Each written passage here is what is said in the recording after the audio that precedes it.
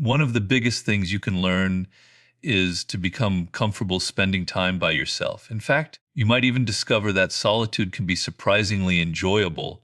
There's something refreshing about escaping the constant noise, the endless distractions, the difficult personalities, and all the unnecessary chaos we deal with every day. Honestly, I enjoy being on my own from time to time. I like relaxing in the bathtub with a good book. Sometimes I enjoy watching a movie by myself without anyone interrupting.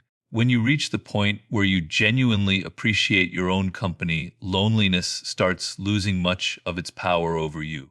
People often ask how to handle loneliness, and the truth is that it's something every human being experiences. I certainly have. It was especially difficult for me when I was younger, during my 20s. I remember being in Rome about 20 years ago. I walked into a busy restaurant to have dinner alone.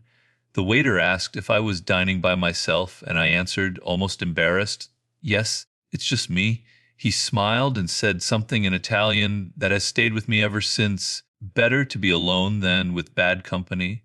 That simple sentence taught me an important lesson. Sometimes your own company is far better than surrounding yourself with people who drain your energy or make your life harder. Being around others isn't always enjoyable. In many cases, people can bring stress, disappointment, or emotional pain. Of course, I'm not saying solitude is always easy. Humans are naturally social creatures, so being alone can hurt. But there are moments when it's actually healthier than forcing yourself to spend time with people who leave you feeling worse. Instead of focusing on what you're missing, fill your time with things that nourish your mind. Read books, watch meaningful films, explore ideas that inspire you. In a way, you're never truly alone because you're connecting with the thoughts and experiences of countless other people through their work. This isn't a perfect solution, but learning to enjoy your own company is one of the most valuable skills you can develop. Life will inevitably place you in situations where you're by yourself, and if you can't handle those moments, they'll become much more painful. You should become interested in your own thoughts, learn to enjoy your own ideas, find activities that genuinely excite you. When your inner world is alive and engaged, loneliness doesn't feel nearly as overwhelming. Whenever I'm reading an incredible book, I rarely feel lonely. Sure, I'd love to share those ideas with someone else, but even without that, the experience itself keeps me connected. Another thing to remember is that loneliness isn't unique to you.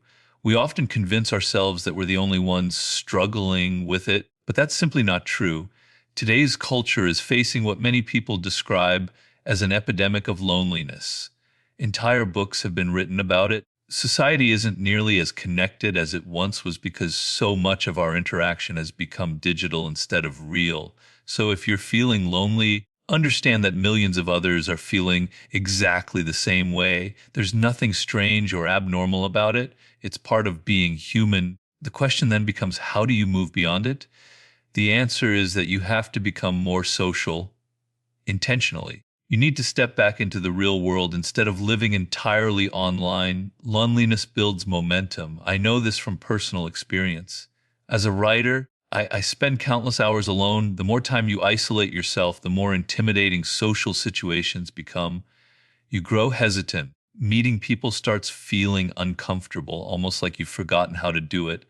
Socializing is a skill, and like any skill, it weakens when you stop practicing it. That's why you have to push yourself in the opposite direction. Even when you don't feel like attending an event or talking to new people, make yourself do it anyway. The more often you're out in the world, the more opportunities you'll have to meet people who share your interests and values. If online communities help you find minded people, that's great. But don't let those connections remain purely virtual. Turn them into real conversations and real friendships whenever possible. Force yourself to strengthen that social muscle. Over time, interacting with people becomes easier again, and those opportunities naturally begin to multiply. The ability to enjoy your own company is actually a strength. Feeling lonely isn't automatically a bad thing. The real issue is that society has attached a negative label to loneliness, making people believe it's something shameful or unhealthy. Because of that, Many people feel embarrassed whenever they find themselves alone. In reality, spending time by yourself is one of the most valuable experiences you can have. It gives you the chance to reflect, understand who you truly are, and accept the qualities that make you different from everyone else. None of that can happen if you're constantly avoiding solitude or feeling guilty whenever you're alone. That's why learning to be comfortable on your own is such an important life skill. It helps you grow, strengthens your character, and develops abilities that will serve you throughout your life. So don't automatically view loneliness as something negative. At the same time, you also have to challenge yourself socially. Just like you push yourself to go to the gym to strengthen your body, you should also push yourself to strengthen your ability to connect with people. Put the phone down once in a while. Replace endless scrolling with real conversations and genuine experiences. If you consistently make an effort, even something as simple as socializing 10 times a month, you'll notice your confidence improving. Your communication skills become stronger, and interacting with others starts feeling much more natural. That reminds me of one of the ideas from the 48 Laws of Power. There's a law that warns against isolating yourself by building figurative walls around your life. Complete isolation is dangerous because it separates you from valuable information, helpful relationships, and opportunities that could completely change your future. But it's important to understand that there's a difference between being alone and feeling lonely. Loneliness is the painful feeling that you're disconnected from people, that you aren't understood, appreciated, or able to form meaningful relationships. Since humans are social by nature, that emotional emptiness can be difficult to carry. Being alone, however, can feel completely different. Sometimes I genuinely enjoy the thought that I don't have to deal with rude, negative, or exhausting people. I can simply enjoy my own space, read an interesting book, think freely, and be myself without worrying about anyone else's opinions. In those moments, solitude feels peaceful rather than painful. Of course, I wouldn't want to live like that forever. Constant isolation isn't healthy, but enjoying occasional solitude is completely different from suffering because you're lonely. I remember sitting on an airplane once and noticing a young woman traveling by herself. She looked incredibly uncomfortable with the idea of being alone. She kept reaching for her phone, desperately trying to stay connected, sending messages and checking for notifications, even while flying over the middle of the ocean. Watching her made me realize how frightening solitude has become for many people. It's almost as if silence itself feels unbearable. I don't think that's healthy. Yes, humans need relationships. We need connection, conversation, and community. But if you never spend time alone, you'll never truly discover what makes you unique. You need both experiences. You need meaningful relationships, but you also need quiet moments where you can listen to your own thoughts. It's difficult to look inward when your attention is constantly pulled outward. During one point in the conversation, I was asked about the darkest period of my life when I struggled with suicidal thoughts. Looking back, one reason I survived was because I wasn't completely alone. I had a girlfriend who was incredibly supportive and helped me through that difficult time. But there was something else as well. There was a quiet voice inside me that refused to disappear. That voice kept reminding me that I had something different about me. Ever since I was young, I never really felt like everyone else. Even in high school, I always sensed that I was a little unusual. Sometimes that difference made me feel isolated. Sometimes it made life harder. But deep inside, another part of me kept saying, there's something unique about you. You have something worth offering. You're a writer, and one day your work will matter. Don't quit. Keep going. That inner voice became my lifeline. Eventually, when I was around 35 or 36 years old, I found myself in Italy during one of the lowest moments of my entire life. Then everything changed. I met a man named Juice Delfers, a book packager, who asked me a simple question. Do you have an idea for a book? The moment he asked, something shifted inside me. Almost instantly, I realized that I did. That conversation eventually became the beginning of what would later turn into the 48 Laws of Power. He believed in the idea immediately. In fact, he offered to support me financially while I worked on the proposal. Suddenly, everything looked different. My life went from darkness to possibility because I finally had a purpose. All the difficult jobs I'd endured, every manipulative boss, every frustrating experience, they were no longer meaningless. They became material I could transform into something valuable. All of that suffering finally had a reason. That's what purpose can do. It doesn't erase your past, it gives your past meaning. I'm not suggesting that everyone's story will unfold exactly the way mine did, but I can tell you this: right before everything changed, I was at one of the lowest points of my life. Sometimes I wonder what would have happened if that opportunity had never appeared. I've even asked my wife about it. Would I have continued down a destructive path? Would I have eventually given up on myself?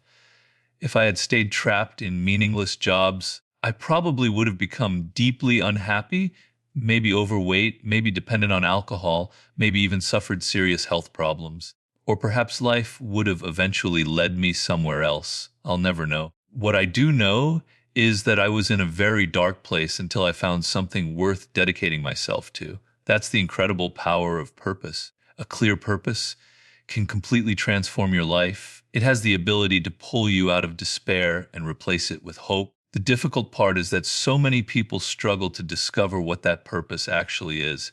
The truth is, you're probably not going to find it by sitting alone in your bedroom endlessly thinking about it. Purpose often arrives through opportunities. The important thing is being prepared to recognize them when they appear. In my case, an opportunity unexpectedly crossed my path. Some people might call that luck, but I don't see it that way.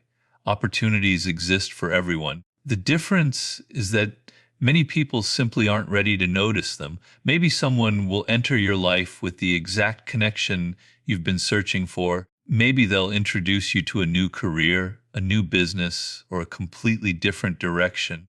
But if you're convinced nothing good can happen to you, or you don't believe you're worthy of success, you'll probably overlook it. Opportunities surround us every single day. The challenge isn't their absence.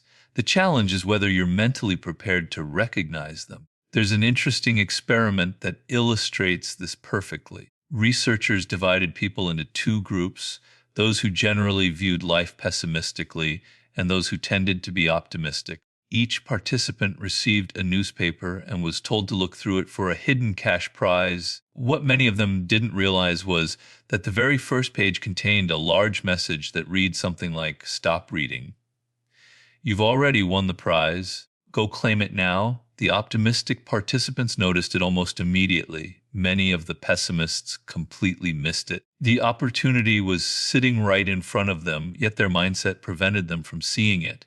A similar demonstration was done by illusionist Darren Brown. He placed money, or in another version, a winning scratch card, in plain sight on a busy street. People with a more optimistic outlook spotted it almost instantly. Others walked right past it without even noticing.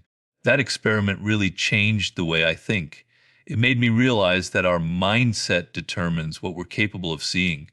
When your thinking becomes negative, you begin overlooking opportunities that have been there all along. Then a dangerous cycle begins. You tell yourself you're simply unlucky. You believe life never gives you a chance. Without realizing it, your own perspective is playing a major role in creating those outcomes. I discuss this idea in The Laws of Human Nature.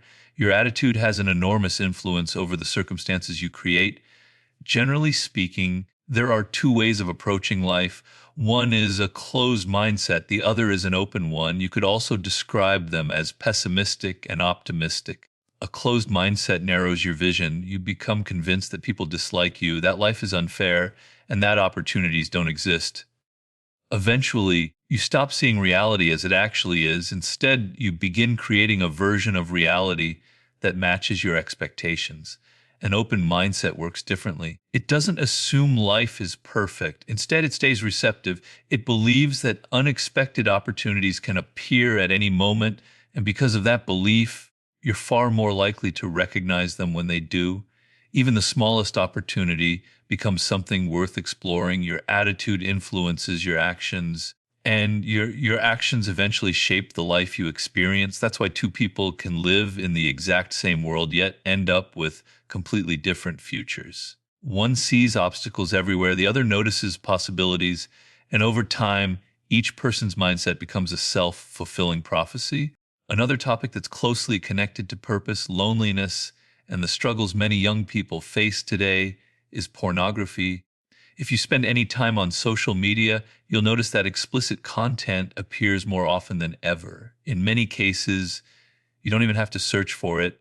Certain platforms expose you to it simply by scrolling through your feed. Research suggests that a large percentage of men and a significant number of women consume pornography regularly.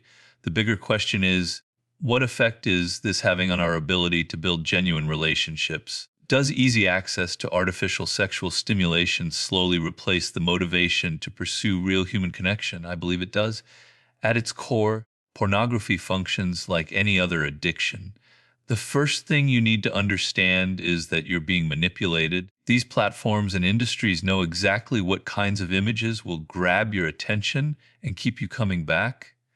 None of it happens by accident. You're being conditioned, just as social media companies design algorithms to keep you endlessly scrolling. Pornography is engineered to keep you chasing the next image, the next video, the next hit of stimulation. The process isn't much different from fast food companies creating products that leave you craving more after every bite. Everything is designed to keep you consuming.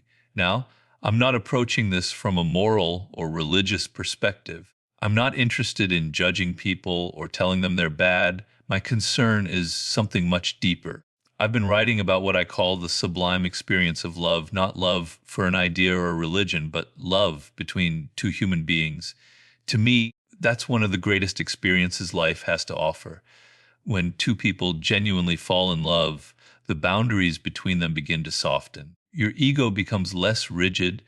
You start seeing the world through another person's eyes while allowing them to understand yours. That level of emotional connection is one of the highest experiences available to us as social beings.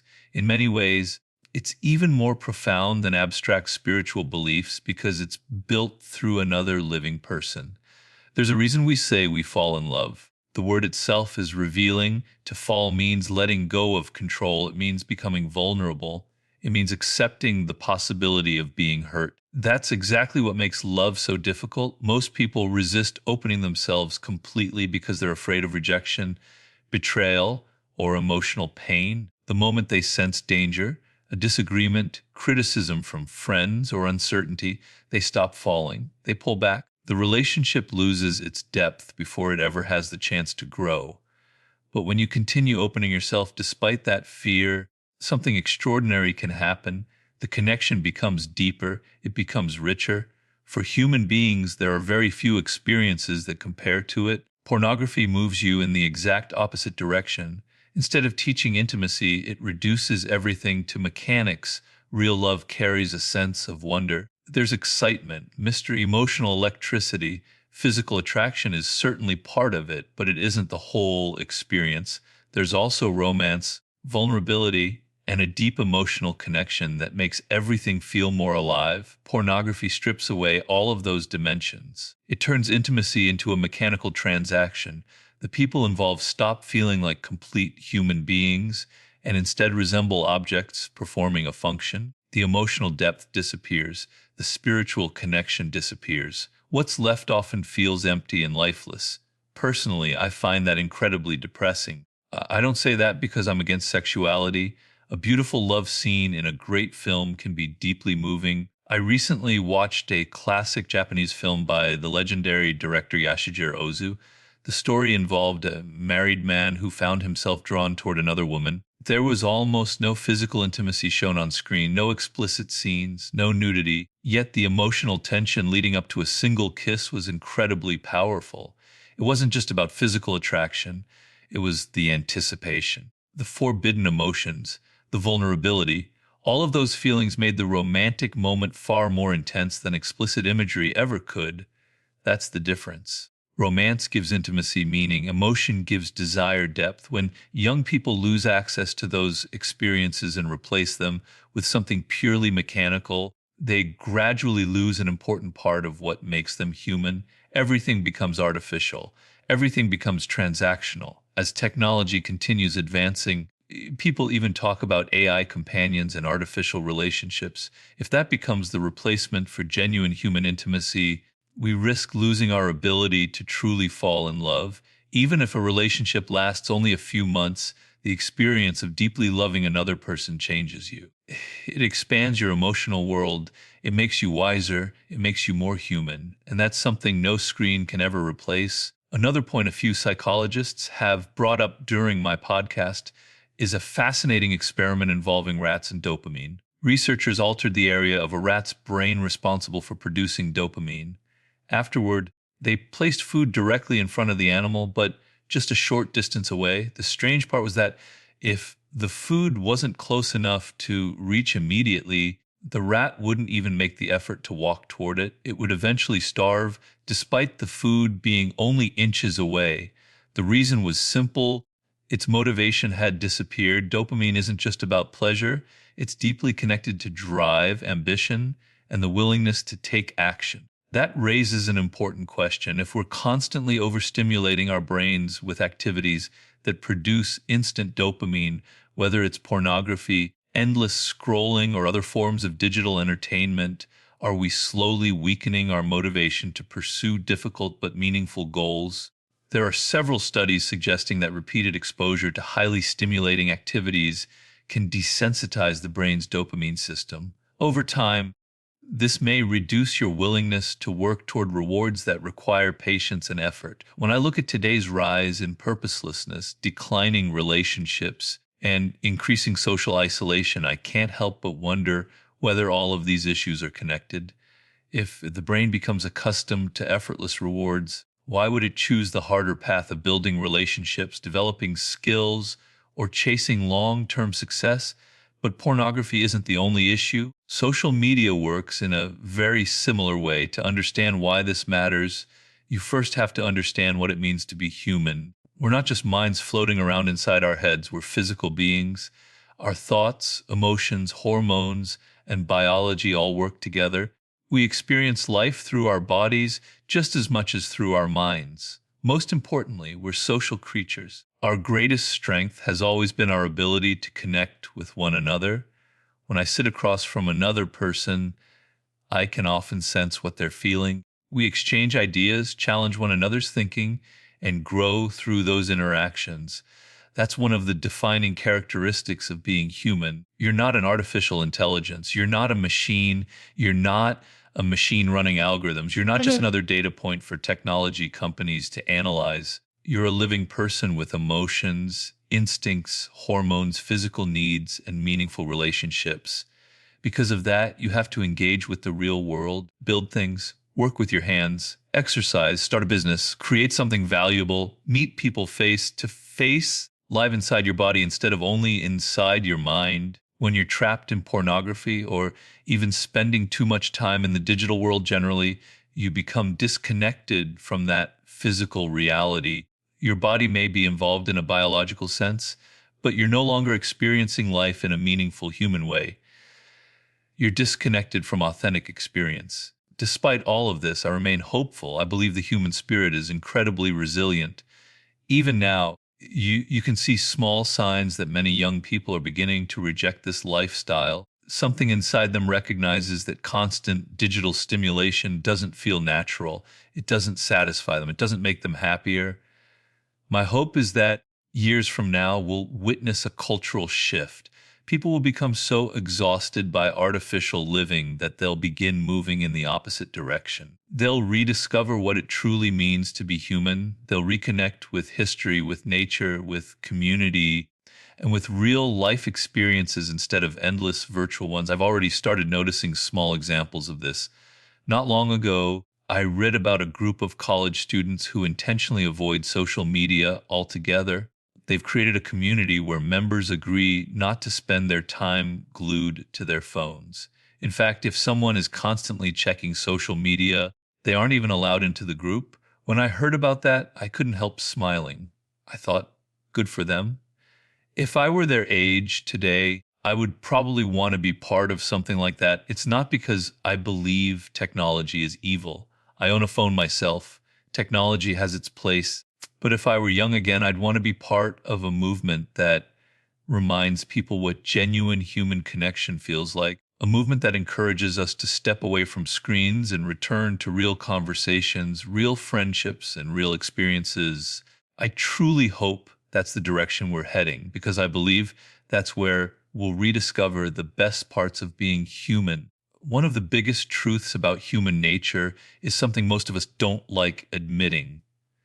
We don't like acknowledging where we came from. Long before civilization, language, and modern society, we were simply animals living in nature. That reality makes many people uncomfortable. I remember visiting a zoo in Sydney many years ago. Normally, I dislike zoos because I love animals and don't enjoy seeing them confined. But one exhibit fascinated me. It was a large chimpanzee enclosure where the animals had enough space to behave naturally. I sat there watching them for nearly 2 hours. What amazed me was how familiar their behavior looked.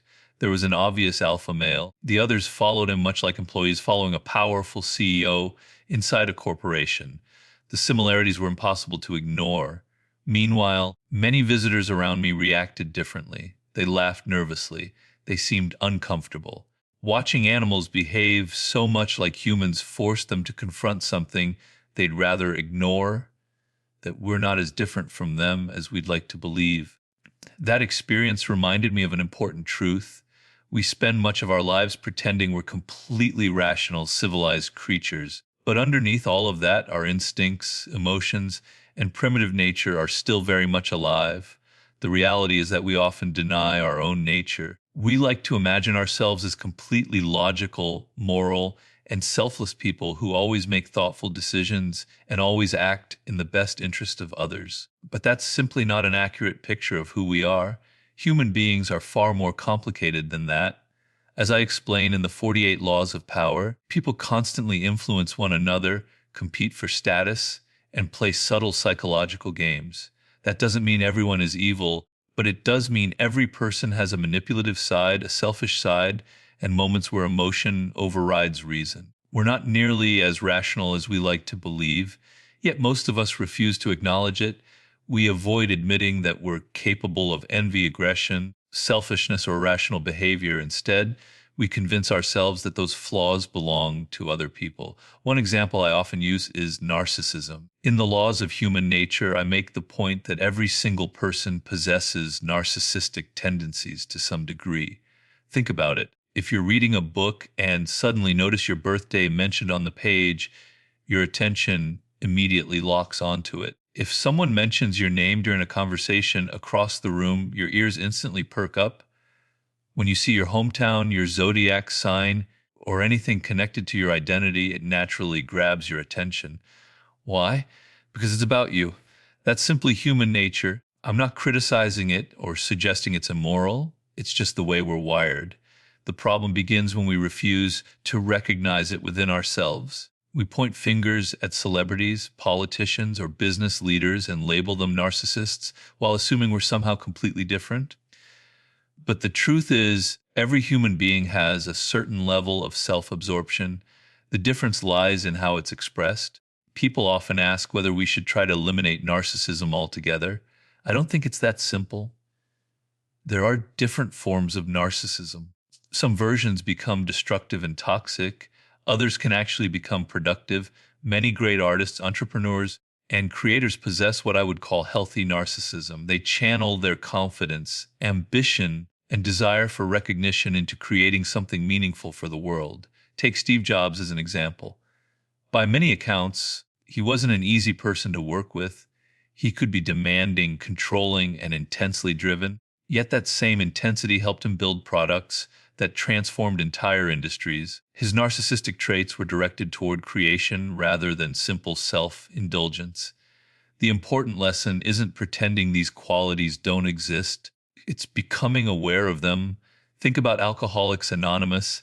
The very first step is admitting you have a problem. Without that honesty, real change is impossible. The same principle applies here. If you want to reduce your own narcissistic tendencies, you first have to admit that they're there. Two, as long as you believe everyone else is the problem, you'll never examine yourself.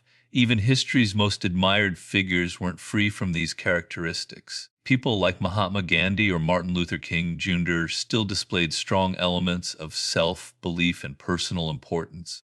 No human being is completely free of ego. That's why self-awareness matters so much. Stop pretending you're above these instincts. Look inward. Recognize where they exist inside you. Only then can you begin managing them wisely. When someone asked me, "What if I'm dealing with a narcissist?" my answer was simple. Who isn't? You're almost always interacting with someone who has narcissistic tendencies because that's part of human nature. The real question is how you handle those situations intelligently. For example, one of the principles from the 48 Laws of Power advises you not to outshine your superior. People sometimes misunderstand that idea. If you're working under someone with a fragile ego, openly displaying your brilliance can make them feel threatened. Instead, it's often smarter to let them feel secure while quietly developing your own abilities. The key is understanding that you can do two things at once. Externally, you play the social game, you remain respectful, you avoid making your boss feel insecure. But internally, you never convince yourself that you're actually inferior. You don't tell yourself they're better than you. You simply recognize the situation for what it is. You understand that for now, patience is the wiser strategy. You continue learning, you continue improving. And when the time is right, you'll no longer need their approval. Eventually, you'll be able to move forward on your own. The mistake many people make is internalizing the situation. They start believing they're genuinely less capable. That belief follows them for years. Never allow that to happen. Play the game strategically without surrendering your self-respect. People also ask me whether success requires us to become actors. My answer is yes, but not in the way most people imagine. The truth is, we've all been acting since childhood. A young child quickly discovers that certain behaviors produce certain results. If they cry, they receive attention. If they behave sweetly, they get rewarded. Children learn very early that behavior influences other people. In other words, they learn to perform. As adults, we continue doing exactly the same thing. The only difference is that our performances become more sophisticated. We adjust the way we speak depending on who we're talking to. We don't behave the same way with our parents as we do with our coworkers. We speak differently around friends than we do around our children. Our jokes change, our tone changes, even our body language changes. That's acting. Language itself allows us to do this. We can say one thing while feeling something entirely different. We compliment people even when we don't fully mean it. We smile politely. We soften criticism. We choose our words carefully because complete honesty in every situation would make social life impossible. Whether we admit it or not, every one of us performs different roles depending on the situation. That's simply part of being human.